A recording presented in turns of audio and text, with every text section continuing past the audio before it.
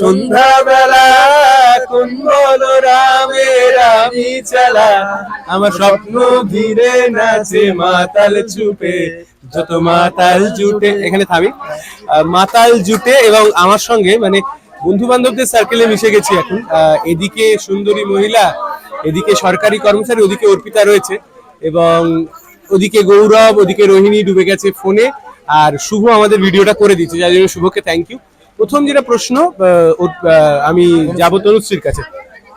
শহরে প্রথম বৃষ্টি, হঠাৎ গরম লাগছিল, তারপর এই সন্ধ্যাবেলা বৃষ্টি, গঙ্গার ধারে হালকা ভিজে গেছি, কেমন লাগছে? আমার বৃষ্টিটা সব থেকে প্রিয় একটা সিজন।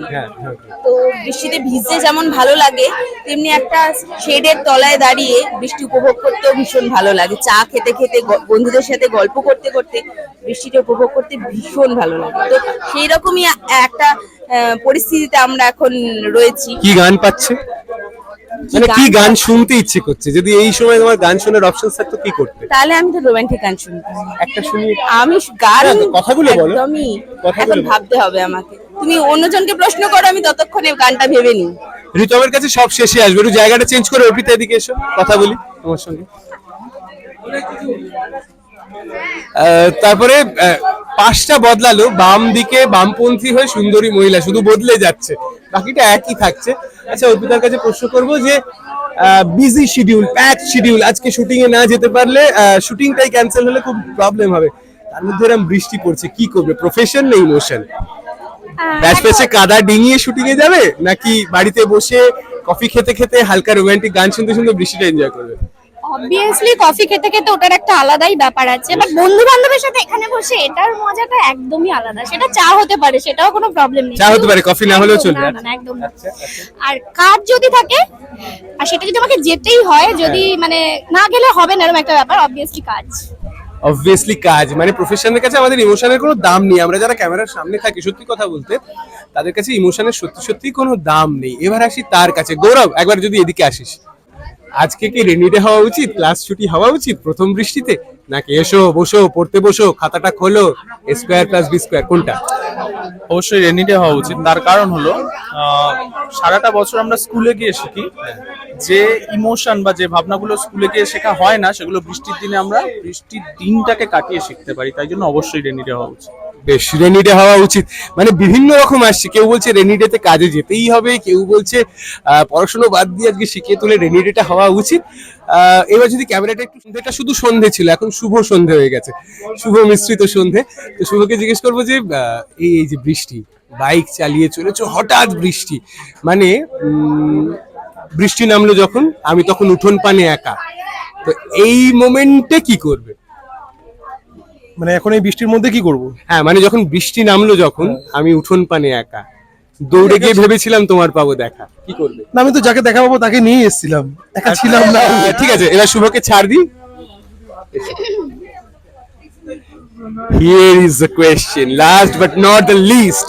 ঝালাটা সবসময় শেষে বাজাতে হয়, জানেন তো, এবং ঝালাটা শেষে বাজিয়ে না বাজালে, ঝালাটা শেষে না বাজালে কোনো রাগাশ্রয়ী সঙ্গীতের বোধহয় মাধুর্য থাকে না, তাই সঙ্গতে শেষকালে ঠেকাটা জুড়ে নিতে হয়। রিতম, আমরা কি গাইবো এবার? আমি ওকে কোনো প্রশ্ন করবো না, কারণ আমি জানি ও কি ভাববে, ও জানে আমি কি ভাববো।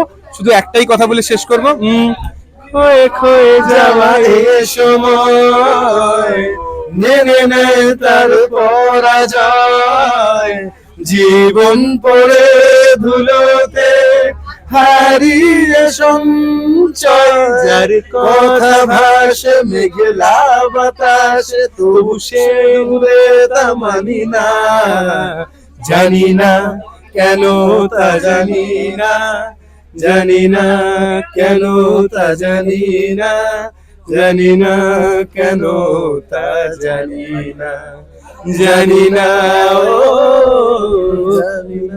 কিছু কিছু জানা না জানাই থেকে যাক। আর এখন আমরা এখান থেকে অবশ্যই ক্যামেরাটা স্টপ করবো, কারণ এর বেশি যদি ভিডিও লেন্দি হয় আপনারাও কেউ দেখবেন না, আর আমাদেরও আর ইন্টারেস্ট থাকবে না। আমাকে? ও তাহলে ধরো এটা। এই বৃষ্টির দিনে যদি তোমার কাজ থাকে তাহলে তুমি কাজে যেতে নাকি এখানে এসে আমাদের সাথে আড্ডা মারতে? আমি ভিজতে ভিজতে কাজে যেতাম, কারণ আমার জীবনের প্রথম অভিজ্ঞতা হচ্ছে শহরের প্রথম কালবৈশাখী এবং প্রথম আমার রেডিও ডিউটি। আমি সেন্ট্রালের মোড় থেকে লিটারালি পাজামা হাঁটুর ওপর গুটিয়ে, পিঠে কাঁধে ব্যাগ নিয়ে দৌড়চ্ছি ট্রাম লাইনের ওপর দিয়ে। 9টা থেকে ডিউটি, 9:20 বাজে, আমি তখনও সেন্ট্রালে, এবং দেখছি রাস্তায় গাছ পড়েছে। আর আমার সঙ্গে বৃষ্টির একটা বিশেষ সম্পর্ক রয়েছে। আমফানের দিনও আমি অন এয়ার ছিলাম এবং ফেডার তুলে বলেছিলাম, আকাশবাণী কলকাতা সুস্থ থাকুন, নিরাপদে থাকুন। কিন্তু স্টুডিওর পেছনে কিন্তু তখন কাঁচ ভেঙে পড়ছে, কোথাও জল ঢুকছে। আমার সেই অবস্থাতে অভিজ্ঞতা নিয়ে কাজ করার অভিজ্ঞতা রয়েছে। সুতরাং কাজটা প্রায়োরিটি, যেহেতু আমরা বহুজন হিতায় বহুজন সুখায়, তাই বহুজনকে যখন আমাদের হিত করতে হয়, বহুজনের সুখের নিমিত্তে যখন আমাদের থাকতে হয়, তখন আমাদের এগিয়ে যেতেই হবে। বেরিয়ে যখন পড়েছি ভাই, থামলে তো আর চলবে না। হিমালয়ের বরফ যেন ঘামবে তবু গলবে না। ভালো থাকুন সকলে, আনন্দে থাকুন। সবাই যেটা জানে সেটাই শেষ করি সবাই। 1 2 3 4 আয় রে একটিবার, আয় রে সখা প্রাণের মাঝে, আয় মোরা সুখে দুঃখে কথা কব, প্রাণ জুড়াবে তাই। মোরা ভোরের বেলায় ফুল তুলেছি দোলায়, বাজিয়ে বাঁশি গান গেয়েছি বকুলের তলায়।